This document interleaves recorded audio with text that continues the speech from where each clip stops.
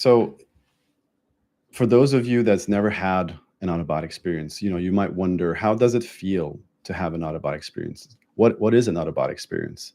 And is it the same as imagination? Is it the same as dreaming? Is it the same maybe as a remote viewing? Sometimes people think it's the same as remote viewing as well. And really, the truth is, an out-of-body experience is very different to all of those things. It's not like any of these experiences that most of you have had. If you never had an out-of-body experience, nothing is really similar. Not even a psychedelic experience. That's also very different. A psychedelic experience is usually very psychedelic. It's full of weird, flower creatures and fractals, and it's very intense, and it's like a roller coaster ride through a whole experience, and it's very trippy. It's not very stable. It's changing. It's intense, and it can be very emotional, intense. And you can throw up, and you can. There's so many things that can happen. I mean, I've had some great ones. I've had some not so good ones either, but it's a very different experience. All in all, the psychedelic experiences, they're not the same. And dreams also different. However, sometimes we have astral projections that we think were dreams because we don't know the difference. A lot of times we were told that all our dreams are just dreams, and sometimes we're like, was that really a dream? It felt so real. The thing is that when you come out of a dream, you never come out of it conscious. Usually you're sleeping in between. So you have a dream, usually happens in the middle of your sleep. You're sleeping, you're having a dream, then you sleep a bit more, then you come back. Unless you've woken up exactly, out of the dream, you usually come out of the dream with some sleep in between. And when there's sleep in between, there's a lot of memory lost, and the memory is very blurry. It's not very clear. So even if you had an astral projection, the experience is very it feels a bit dreamy because you had sleep in between. But you might have had dreams where you wake up from that dream, and then it's like, whoa, it felt so real. It's like it was very emotional. Maybe you even cry. I've had dreams where I wake up and I'm crying from the dream because they're so intense and so vivid and so real. And the dreams can be similar to an out-of-body experience. They can be similar, but they're usually not stable. They're usually not uh, so full of the word I'm looking for. They're not as clear. They're not as stable. When you have dreams, they're a bit kind of wishy-washy. They're a little bit all over the place, and usually there's familiar characters that you usually have in those dreams. But when you have an astral projection, how does that feel? What is the feeling of an astral projection? That's what I wanted to talk a little bit about as we start off with this. And also throughout this little presentation, if you have any questions that pop out as I'm speaking, I would like you to just pop it into the chat, into the comments there, and just ask your questions. And I'll try to go through the questions later on and see if I can find some questions that resonate with this presentation, and I'll actually put them on the screen, and we'll discuss those as well. But for now, I just want to do a little meditation. So if you guys can if you have headphones, please put them on. If you don't have headphones, you can just listen to my voice, and I'll just guide you through this little meditation.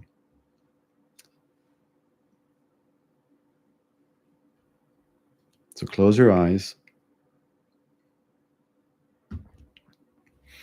Get yourself comfortable in your seat.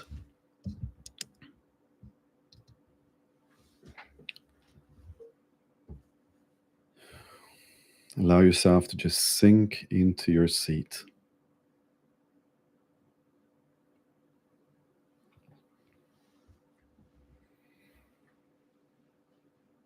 Take a deep breath in. Breathe out, let go, relax. Just relax. Just be present here, right now. Let go of all the thoughts from other things in your life right now and just be present. Just follow my voice.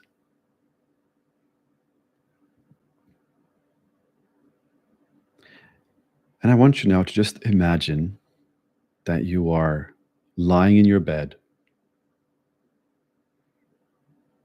and you are practicing to have an out of body experience.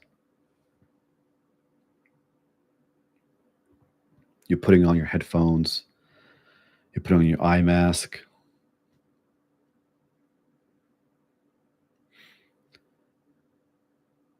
and you're just relaxing, following the instructions in the soundtrack. You start to feel heavier and heavier.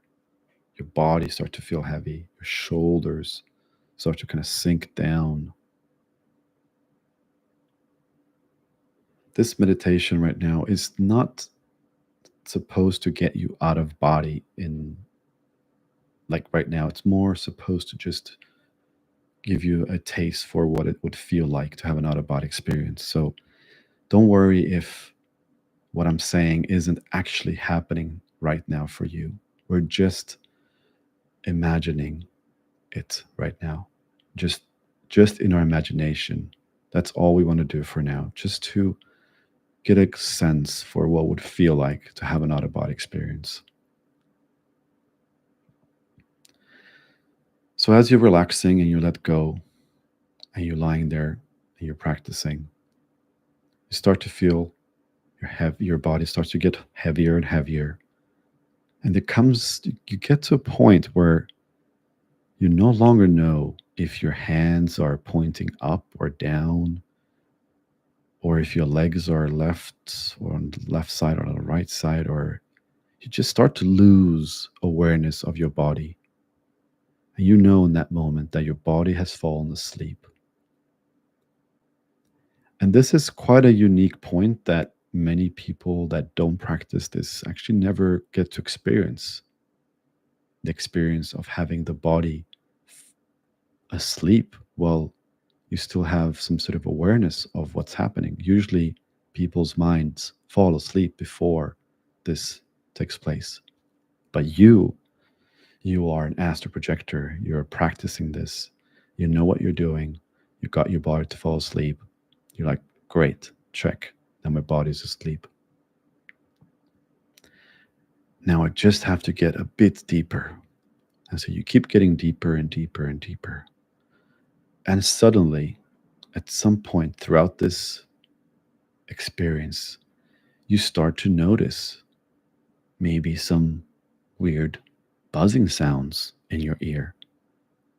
And maybe you also feel some electrical vibrations moving through your body. And at that point, you know, this is it. This is the moment I've been practicing for. This moment. This is the moment I have to do. What did Florentine say? I have to exit. I have to do an exit technique. All right. So this is the point where you just start to do your exit technique. It might be that you just roll out, stand up, maybe you command to go to the living room. Whatever it is, you start doing that technique right now and you start feeling very physically, not in your mind, not imagination. You start feeling as you're standing up from the bed, you feel this magnetic pull that it's like holding you, kind of holding you in place in the body.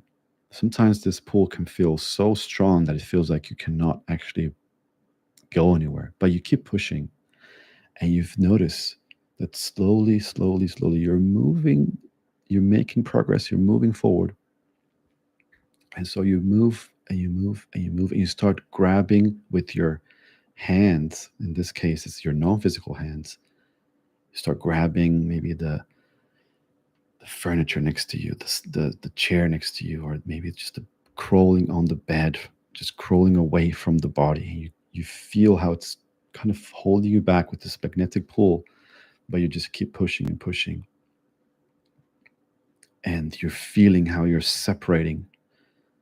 but you don't feel like you're separating from yourself.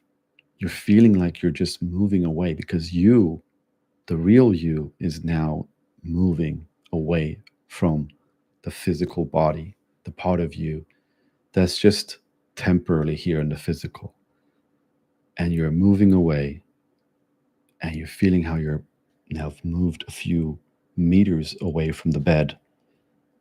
And already now, this feeling feels so physical, so real, that you question whether or not you actually moved physically, whether or not you're actually standing maybe next to your bed physically.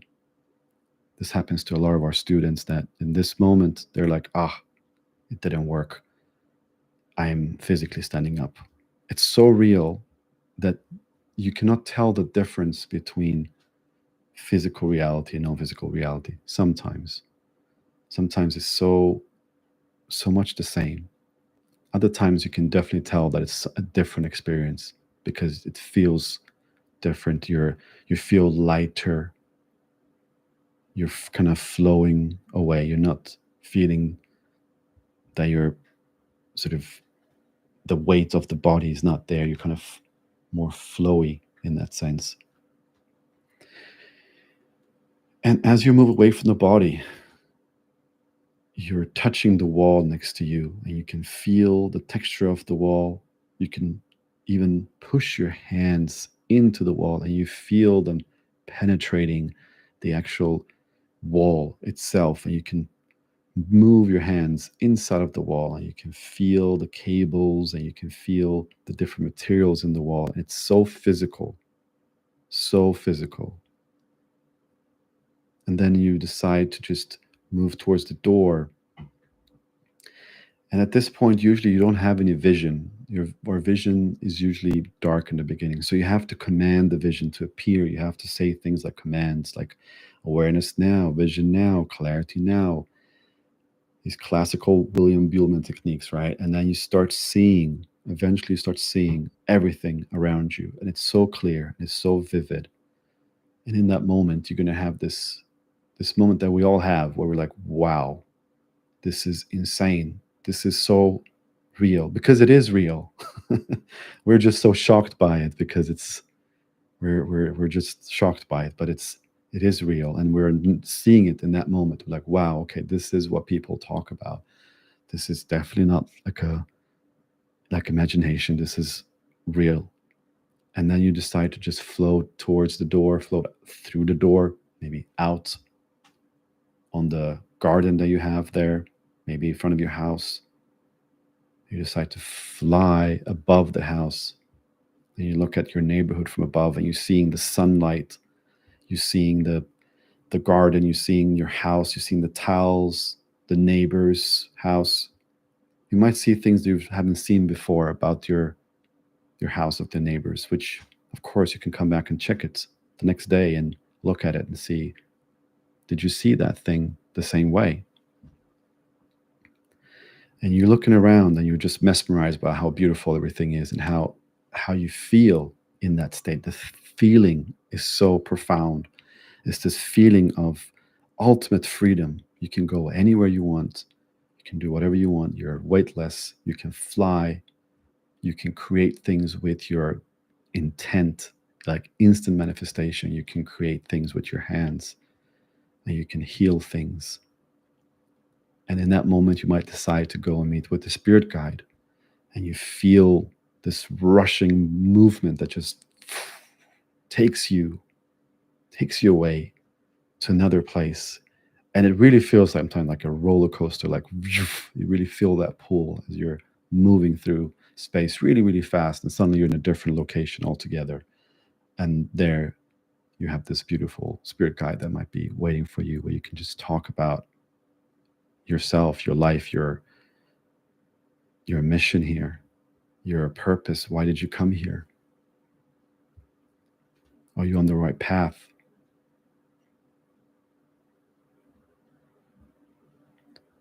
You can connect with that guide.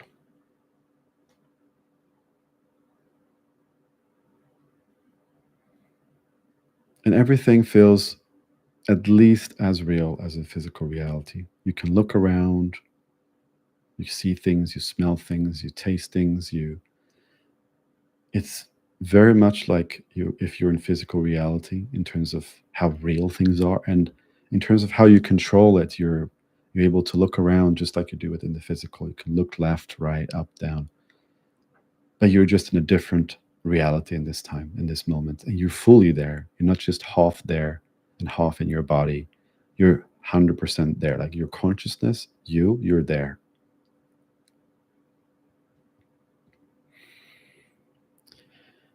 Okay, I want you now to just take a deep breath in and breathe out.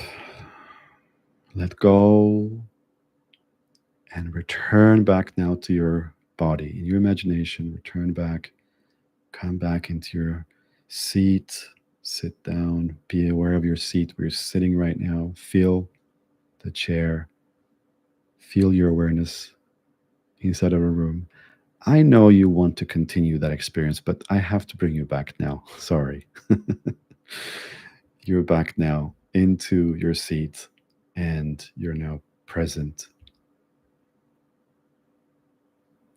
here in this moment.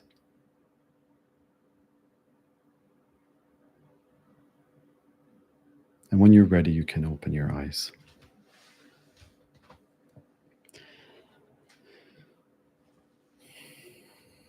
So, for those of you that are back into the physical, you can make a comment on how that imagination felt, how that felt for you in the comments. It's really, it's such a profound experience. The first time I had it, it really blew my mind. I was like, holy shit, that this is real and nobody's talking about it. How is this possible? Like, this is crazy. And then I became so obsessed to pursue and have more. Like all of you guys who've had an experience before, you know what I'm talking about.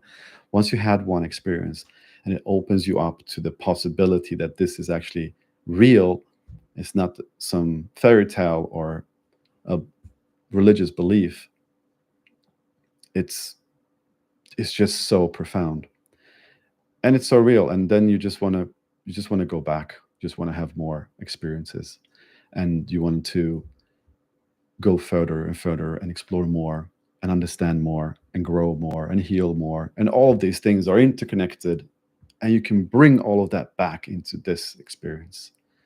And you know, the things that you learn there, you can use here. The things that you learn here, you can use there. As above, so below. Everything is connected. And it's a beautiful playground. It's a beautiful learning ground.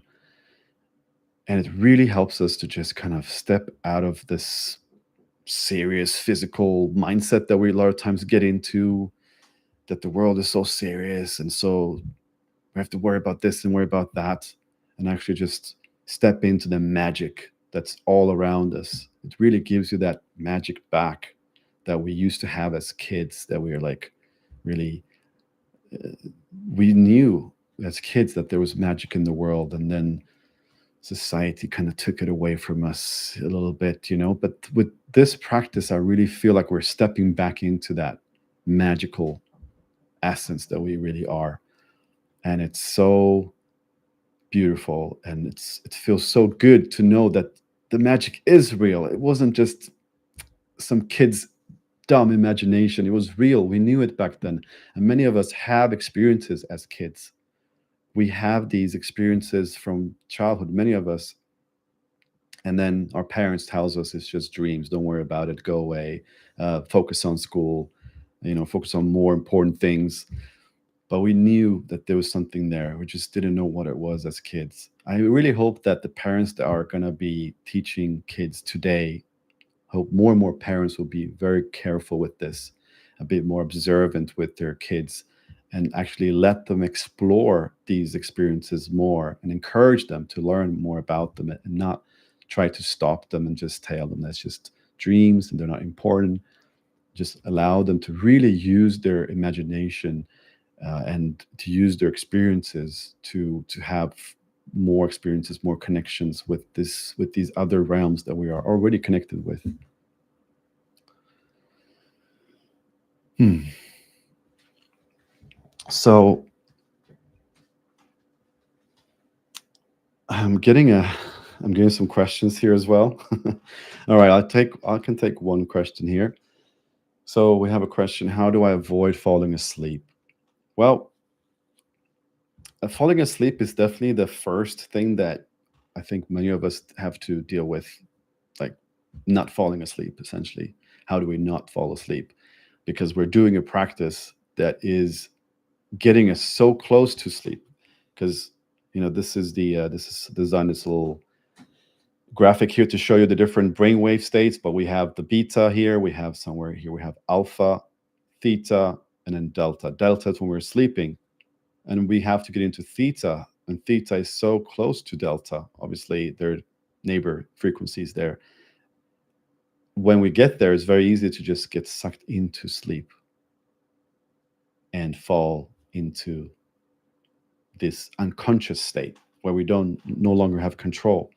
When we lose control, we cannot astral project because we will not notice when we have vibrations or when we have these sounds or we have visions. We will not notice them because we're gone, we're offline, we're in delta. They always happen. We always have vibrations and all of these experiences, these non-physical sensations that we detect when we're doing the astral projection practice. They take place even at night when we fall asleep. But because we're falling asleep, we don't notice them because our mind falls asleep first and then our body falls asleep. And we never notice these things that are happening when we're getting close to that state. So how are we going to be able to stay awake and notice these sensations and not fall asleep? Well, there's a few things, The first thing you want to do, this is number one, you want to make sure that your physical body and your room and the physical, let's say the physical part of the practice is done in a way that helps you to not fall asleep. One of those things is you don't want to practice like this. If you're someone that falls asleep, you're probably a deep sleeper like me, and you you will fall asleep if you lay like this, for sure. This is your sleeping position, and especially if you do it in your bedroom, you'll for sure fall asleep. So therefore, try to do it in a different location, a place where you normally don't sleep, like the sofa, for example, in your living room, or maybe a reclining chair, a different place than your bedroom. That would be one of the things. You want to go to a room that you don't associate with sleep. So you want to have your bedroom, which you associate with sleep, for sleep, and another room. I call it the astral room. That's where you do the practice. And then your position should be more like this. Should be like a 45-degree kind of angle where you're not actually lying down, you're kind of half sitting. And this is something you can experiment with. You can have it even more like this, or maybe even less like this. It's something that you have to experiment with. You will not know until you experiment which is the right angle. For me, it's something like this, something like 45 degrees angle. That's what works for me. That's going to help you stay awake because you're no longer in that sleeping position now. You are in a different kind of sitting position, which you're normally not into. But we can still fall asleep even if we're like this. Some of you might have already tried this, tried to be in this position. Florentine, I've tried to be in this position. It didn't work. I'm still falling asleep. I'm such a deep sleeper. Nothing works. Yeah, I know that. That can happen. So what do you do? Well, uh, first of all, you have to make sure to go to sleep earlier. So you're not tired when you go to sleep. If you go to sleep tired and you wake up in the middle of the night to do this practice tired, you're gonna sleep when you do this. You're not gonna get very far. You're gonna be like, ooh. So you want to go to bed earlier. So you have good sleep hygiene, that's what we call it, and you want to wake up after a few hours of sleep. This is also something you have to experiment with. So in the premium program, we experiment with all of these different nuances to practice. We have these specific tracking journals to track all of these different details because there's so many details to it, like which angle you are in, which time you go to sleep, what time you wake up, how many minutes you are up before you start to practice. There's so many details to the practice. And so we have to track everything. And when you do that, you start noticing what works and what doesn't work. And that's how you create your projection blueprint, which is a blueprint that consists of the things that you have to do in order to have successful out of body experiences, because everybody's different. And so, what are the things that will happen is it's the positioning. That's definitely going to be a big part of this. It's the sleep hygiene, so that you are going to sleep earlier, and it's how many hours you've slept before the practice. So you might have to sleep more hours to get more sleep, so you're not so tired. And then it's also how long you're up before the practice. The longer you're up before you start to practice, so if you're up for like an hour before the practice, you're going to be less sleepy than if you start to practice as soon as you wake up from your sleep. Now, I'm talking about doing the practice after sleeping for a few hours. That's usually the best time, but sometimes it's better to do it in the afternoon. However, at nighttime, I don't recommend it, because that's usually the best time to just fall asleep. And we need sleep. Sleep is very important. So you don't want to mess with your sleep. You still want to sleep. So I recommend sleeping a few hours, wake up, stay up for, I would say, if you're having troubles with sleep, if you're falling asleep all the time, then you want to stay up for at least half an hour, read a book, get yourself a bit active, do some energy work, read a book about astral projection, get yourself in the right mindset, wake yourself up a bit, put some water on your face, go around the house a little bit. Do not do any work. Do not do anything that's like going to start your analytical mind thinking about all your responsibilities and the physical world. No, don't do any of that. Don't scroll on social media. Not good. But read a book about astral projection and create that magical ritual that puts you in the right state of consciousness to have an out of body experience. That you can do. And then start the experience with a soundtrack. This is very important. If you're trying to have an out of body experience without a soundtrack, it's very difficult. At least if you're a gifted person, like I don't see myself as a gifted child at this. People that are really gifted, they can just lay down and it just happens. But for people, if you're more like me that had to actually work on this to get this going, that's not like super gifted at this, well, you're gonna need a soundtrack that can guide you and can take you by the hand all the way into that theta state. And if you do fall asleep, bring you back up. Not many soundtracks do that, I found when I was charting this journey. So I created my own soundtracks. And now we have about 16 different soundtracks or more in the program, because people have this issue all the time that they fall asleep. And so we have to create different soundtracks to help people to stay awake. And these soundtracks have different frequencies depending on if you're a light sleeper, a deep sleeper, ultra light sleeper. There's different frequencies, and there's different sound effects that brings you back into awareness in case you fall asleep, because it happens a lot of times. You fall asleep, you're not going to be able to come back if you don't have some sort of help, some sort of technology that can say, hey, you fell asleep, come back up and focus on the practice. And then you're like, oh yeah, I'm doing this practice. All right, let me get back into it. Let me focus on the practice. So there's quite a few things, but it's quite straightforward. To be honest, like conquering sleep does not take that long. It's just a few weeks, and then you conquer sleep. And then the next challenge is, now that you're not falling asleep anymore and you're able to keep yourself up here, let's say, you're able to keep yourself awake, which also comes with training. By doing this multiple times, you're training your awareness muscles to not fall asleep. So once you've done that, you will experience that you're able to keep yourself in that kind of sleepy state for maybe a few hours, and you're no longer falling asleep. That's great. Now, the next challenge that people usually face is, how do they get deeper? How do they get into the right state? Because now they're just awake and nothing is happening, which is the second challenge. Like, okay, Florentine, now I'm awake, but nothing is happening. What do I have to do? So then the next stage is to try to is to learn how to get into the right state, how to relax yourself deeply into the right state.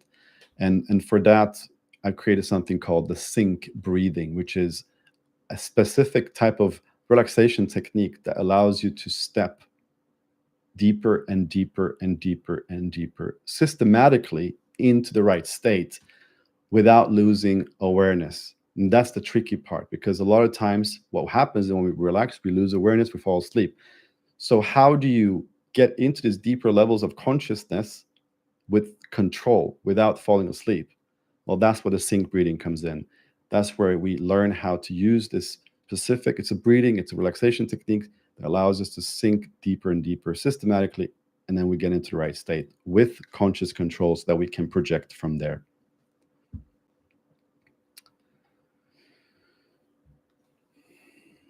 Now,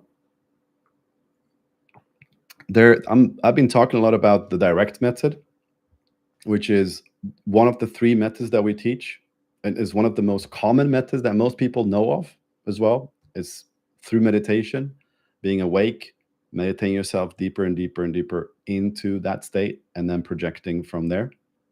That's the direct method. We also teach the indirect and the semi-indirect method, which is the indirect is essentially when you're going from you start to detect, you start to have a lot of vivid dreams. First of all, you become really good at dreaming. If you never had dreams, you'll start having more dreams than you've ever had in the past. You'll start having like 5 dreams at night, and you wake up with like a lot of content. You have to write it down, which nowadays we're in 2025. Nobody writes stuff down with your hands. We just use ChatGPT. We just speak, and we just get ChatGPT to create a summary of our experiences and to also generate beautiful photos, which is pretty epic. And then you learn how to dream, how to have many dreams, how to have vivid dreams, and eventually have lucid dreams, which means that you become conscious in the dream. You wake up in the dream, noticing that you are having a dream, and in that moment, you can take control over the dream, and you can decide to have an astral projection experience. You can start making that command that I want to have an out of body experience, and then usually the environment will shift, and you'll transition into a out of body state. Maybe you're going to be in your bedroom, maybe in your living room, maybe a familiar environment can be like that. But there's definitely a shift of environment where you're going to go away from the dreaming environment into a let's say an astral environment or an etheric environment. You kind of shift in dimension essentially. And then the semi-indirect method. This is a super powerful method, which we're doing upon awakening from sleep. A lot of people I think a lot of people are familiar with it, but for those that aren't, it's a method that is it's kind of in between the direct method and the other method, the indirect method. You're using sleep because sleep is something that we're familiar with. We know how to sleep. We've done it many times. And so you're allowing yourself to fall asleep. You're in delta. And then when you wake up, you start doing these techniques that allows you to project yourself out of your body. This is a I think Michael Rodriguez was the starter of this technique, and it's a Russian author. And it's designed for you to become aware that when you wake up in the middle of the night, naturally when you wake up, that you perform these different exit techniques. The thing is, though, it's very difficult to remember what you have to do when you wake up in the middle of the night. I personally, because I'm a deep sleeper, when I wake up in the middle of the night, I'm just caught up in my dreams and my other like I'm sleeping. I'm not able to control my thoughts and remember, oh yeah, I'm supposed to do this exit technique and leave my body. Like I forget about it. And I think that's very common for most students. And this was another problem that we had to solve with this practice. So what we did is I created other soundtracks that wake you up. So essentially, you go to sleep with these soundtracks, and then my voice comes on and essentially whispers in your ears that it's time to wake up and it's time to do these techniques. So then you get reminded of what you have to do. So when you come out of sleep, then you know exactly what you have to do because the voice is telling you, hey, do this. And you're like, oh yeah, I'm gonna do this. And you lay still, you don't move. And essentially what happens is you come out of sleep and you wake up just a little bit. You don't want to wake up too much. Like you just wake up a little bit and you performed these different techniques upon awakening. And because you're coming out of sleep, because you're already in that drowsy, sleepy state, it's quite easy to actually find yourself in the right state very effortlessly and then project. And this is the method that a lot of our students have had their first out of body experience with on their first attempt. And it can feel so easy when it happens, because or you remember that you're sleeping, and suddenly you're hearing my voice, you're waking up, and then you're detecting one of these non-physical sensations, vibrations, sounds, visions, and then you perform an exit technique, and then you exit. And it can feel so effortlessly. For those people that are waking up into the right state like this, it can feel so effortlessly. It's like wow, I couldn't believe that astral projection could be that easy. And it can be really easy for people to do it this way. What I've seen is that usually light sleepers are better at this method, because they're able to wake up from sleep and have some level of control in that sleepy state, versus a deep sleeper, which is like kind of still very groggy, and it has difficulty to think at all and just fall back asleep again. So these three different methods is really the main methods for astral projection. Then there's tons of different techniques that goes into all of these methods. There's tons of different techniques on how you can do the direct method, and how you can relax, and how you can exit. There's many ways of doing that. But the methods themselves, there's like, these are the three main methods, and all of them really are all about getting your body to fall asleep. You have to put your body to sleep so that your body is no longer active. You can think about it a bit like, we are right now in the physical, we're wearing like an Iron Man suit. We're walking around with this flesh and bone muscle suit. And when we are having an out of body experience, where we got the suit to just be in this sort of sleeping mode, and just sleeping, it's not active. And then we just step out of it, and we start exploring without the suit itself. And then we come back to it, and we start, we're yeah, we're in the physical again.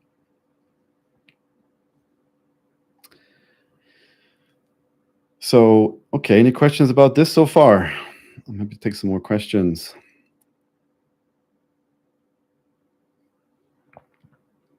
Oh, I see you guys are having lots of conversations in the in the chat here. Nice. That's great. That's awesome. So do put any questions in the chat. How long does it usually take? So this question can mean multiple things, but in terms of how long it takes to get into the right state, to have an out of body experience, it's quite personal, but usually it takes at least an hour to get into that state. To get the body to fall asleep and to get yourself into that deep state. Yeah, we're looking at an hour at least. And I would like to, I recommend to practice for at least like 2 hours, at least 2 hours, so that you have enough time to get into that state. If you try to practice 20 minutes, like, I'm just going to do this 20-minute practice to get out of body, practice projection, no, it's not going to work. Don't do that. Just practice long sessions, which is also challenging for a lot of people, because obviously we have we have work to do and other stuff to do. But this is the key: practice long sessions. Give yourself a long window of opportunity where you can sort of essentially play around with this and try to find the sweet spot. Because in the beginning, you're not going to know where the sweet spot is, the theta brainwave state. You're not going to know. And you need time to experiment with yourself to start finding that sweet spot. And if you have a long frame, a time frame, for me, I usually practice 3 hours. That's my practice window. I don't want to stress it. I don't want to rush it. I practice 3 hours. That gives me enough time to get myself into that state. And if I happen to fall asleep, because this happens for sure, happen to fall asleep maybe for a few minutes, I still have time to come back up again and remember what I'm doing and keep going again, and then get out of body. So sleeping in between, it's not a big problem. Sometimes it's preferred to actually have a bit of a dipping into sleep kind of moment, where you kind of click out a bit and you come back in and you're like, oh yeah, I'm practicing. As long as you don't lose yourself for hours, it's all good. And then how long does it take? to learn this practice, to start having out of body experiences? Well, it usually takes, so it can happen on the first attempt when you're doing, like I said before, the semi-indirect method. But it's usually takes a few weeks, let's say. But it's really personal. It's so personal, really. There's no, and it's not really about how fast it goes either. But it's, I understand the question is really about what to expect. How long do I have to invest in this? How long time would I be? Will I need to see effort? How long time do I need to focus my energy on this to see some results? And the thing is, you want to become you want to start falling in love with the practice itself, so that you enjoy just doing the practice. Just doing the practice makes you feel good. So you're not creating this outcome dependentness on the practice where you have to get about it to be satisfied. You create the space for it. You put in your calendar, you practice, you make it part of your weekly schedule, and you start doing it. And you expect that it will happen when it's time, as long as you put in the work and you are doing it the right way with guidance and everything. You will get there. It usually takes a few weeks, and it can happen on the first attempt as well. And the experiences can be so different for different people. For some people, the first experience is like they're just getting out of body, and then they get sucked back in, or they get out of body, they're like in their bedroom, they're looking around, and then they get sucked back in. That can be the first experience. Or the first experience, it can be like, whoa, I went out of body, I went into space, I saw different galaxies, I connected with some beings, and I came back. It was insane, it was profound, my life has changed. Like, it can be like that as well. It's so personal, and has to do with many things, because you're bringing your consciousness with you, and the state of your consciousness is very important. Are you in a, what state of consciousness are you in? Are you in a very low vibrational state? Are you in a high vibrational state? Are you dealing with very difficult emotions that are like very heavy? Or are you very light and very like positive and very open? Like, there's so many things that will affect your experience and where you go, and what place you're going to resonate with, what reality will resonate with.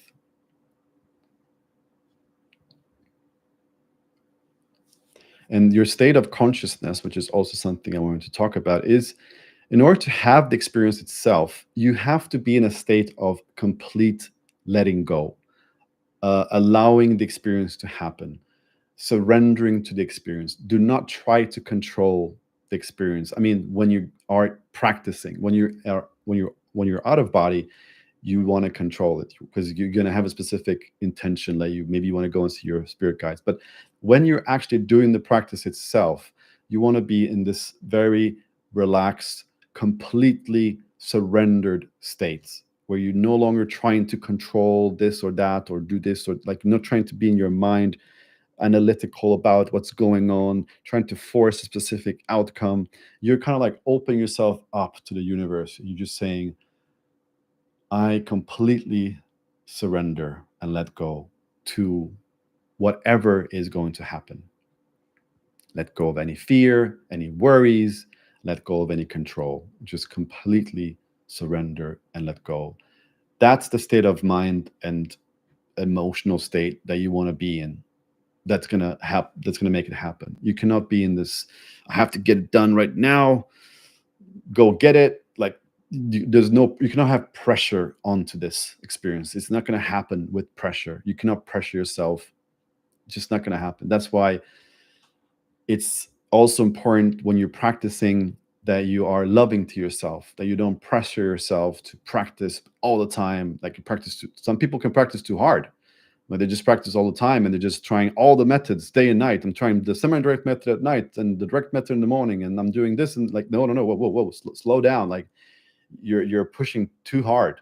Like, take it easy, like, get some sleep, take a break, slow down, be loving to yourself, and treat yourself how you would treat someone that you love, that is doing the practice. So if your partner, let's say, your partner that you love is doing this practice, and they're going through it, and they're doing this, and then, how will if they didn't succeed, let's say last night, how would you treat them? Would you say, you suck, you should do it better next time? No, you would probably say, hey, it's okay, don't worry, it's going to come, like, in time, take it easy.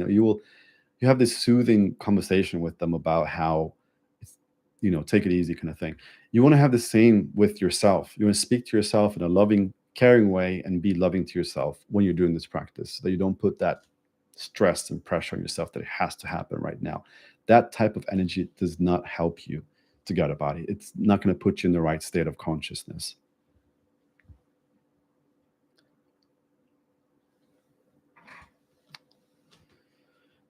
And that's definitely connected to this question as well. How often should we practice? I would think it's a bit like when you learn a new skill or a new sport. It's something that you want to do consistently as a part of your life to see the results.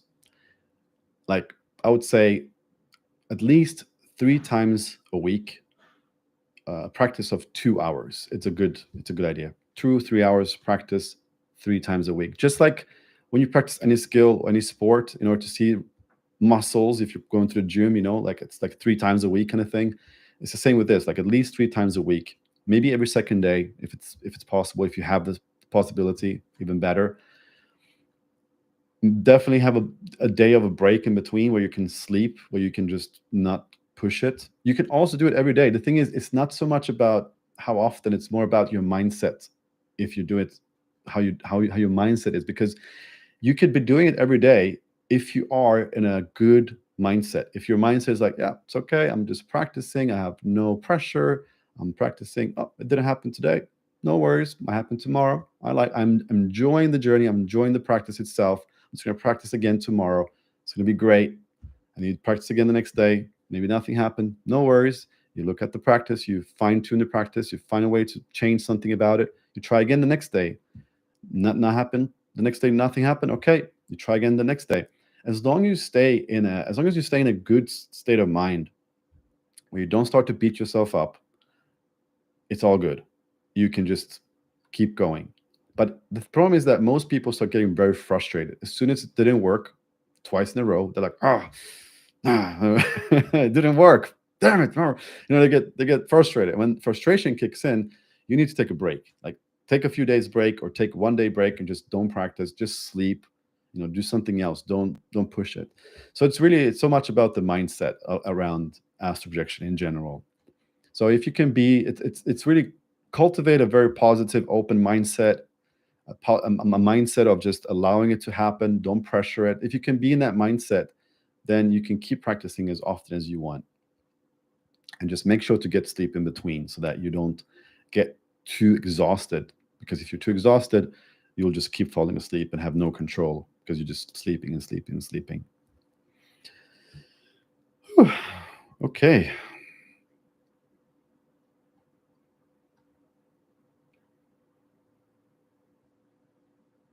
See if there's another question here that we can take.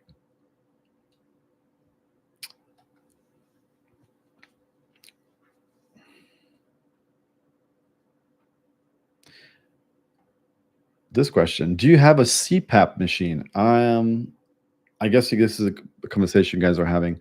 Yeah. So, sleep apnea question, please. Yeah. All right. Got it. Got it. Yeah, that's actually a big deal, because if you are practicing and you start to suffocate, it's not fun. And I've been there. So what will happen? What would help you is, the first is the positioning.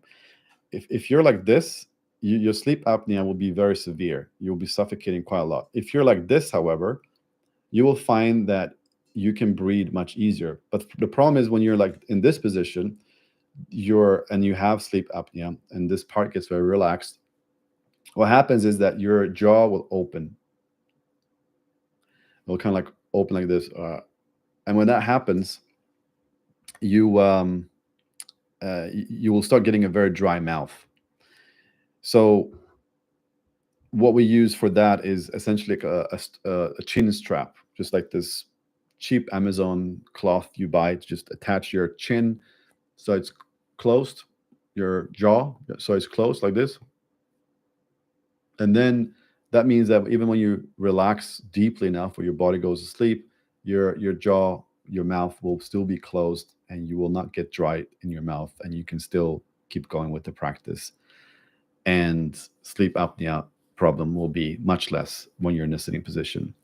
But if your sleep apnea is still very strong and you need you actually need the machine to breathe, we've had students, at least one student who was very successful in the automatic practice, and he had a machine, and he was still able to do it. He just had to get rid of the idea that when he gets out of body that he's going to get entangled into the machine, because that's what he was like worried about, like, what if I try to sit up and what if the machine, the cable falls? And I'm like, no, dude, no, don't worry. Like when you get out of body, you will not mess up the machine. Like your body, your physical body will keep the machine in place. You will get out of body known physically, it will not affect the machine. And he just had to get over that obstacle in his mind, and then he did, and then he was able to have out of body experiences, and it was all fine. So you can definitely do it.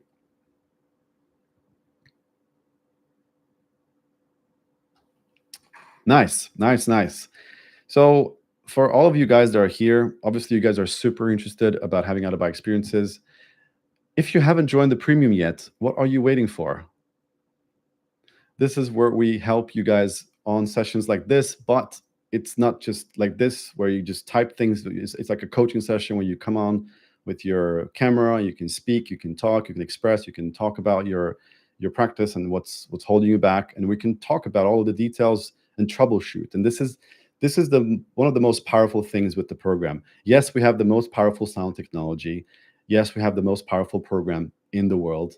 But it's not just that, it's the coaching. When you're on the coaching sessions, you can talk to other people and talk to the coach or me about your specific situation and ask your questions about the practice. That's when real transformation and improvement starts to take place, because then these things that's been holding you back, like every time I get to that state, this happens, what should I do? Like that's when you get answered to those things, suddenly you can make massive leaps in the practice that would have taken you years trying to figure it out on your own. But with our help, because we worked with so many people, we know all the problems that everybody has.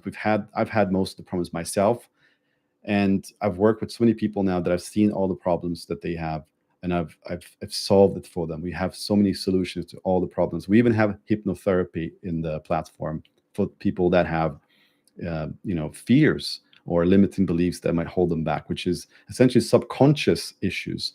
They're not conscious. They're not. That has nothing to do with the body, the physical, the positioning, the techniques, the sound checks. None of that matters really. If you have a subconscious blockage, you won't be able to get a body. So that needs to be solved on a subconscious level, and that's where hypnotherapy comes in. So there's so many things that we use in order to help people with this practice. And so far, people are really loving it in the premium. They're getting success. They're having beautiful experiences, and you get to be a part of that beautiful community of people that are doing this and having experiences. So if you want to have them sooner rather than later, I recommend you to join the premium. The links will be below this this video soon. And also, I'm going to put it in the chat.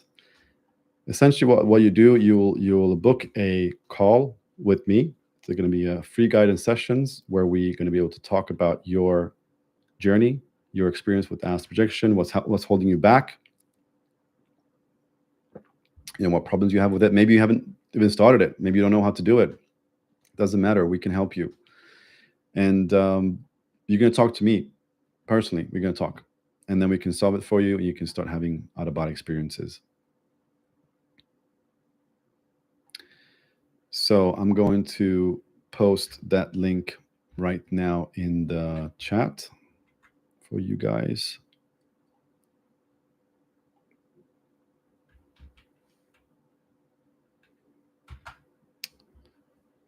I think this is it.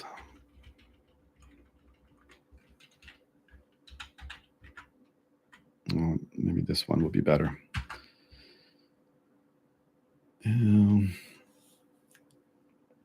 There you go. So you can use this link and you can book a session with me, and then we can talk about everything and just clarify any questions you might have about how we work, what we do, how it works, what we, just anything you might have a question with. And also we will have to, I'll have to question, you, and see if we can work together, because we cannot help everybody, and I'm very clear with that on these calls. Sometimes we talk to people that we cannot help. Maybe they have a specific situation that we cannot help, and if that's the case, I'll let you know, hey, we cannot help you, and then yeah, that's the way it is. But I would say 90% of the time we can help you. We can help everybody. We can do it.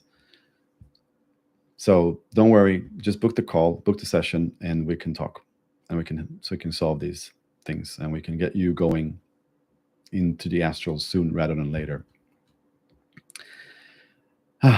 Okay. So thank you so much for joining, guys. I hope you got some valuable information from this session. I hope there was some insights, some new inspiration, some new driven emotions that popped out, and like, yes, I'm gonna do this practice. I'm gonna get a body. And yeah, I hope this has helped you. Let me know in the community. You're welcome to like post some comments below the post I made. Just comment if this was helpful. Also here on YouTube. And if you haven't subscribe to the YouTube channel. And I'll be doing more of these sessions and different types of sessions as well.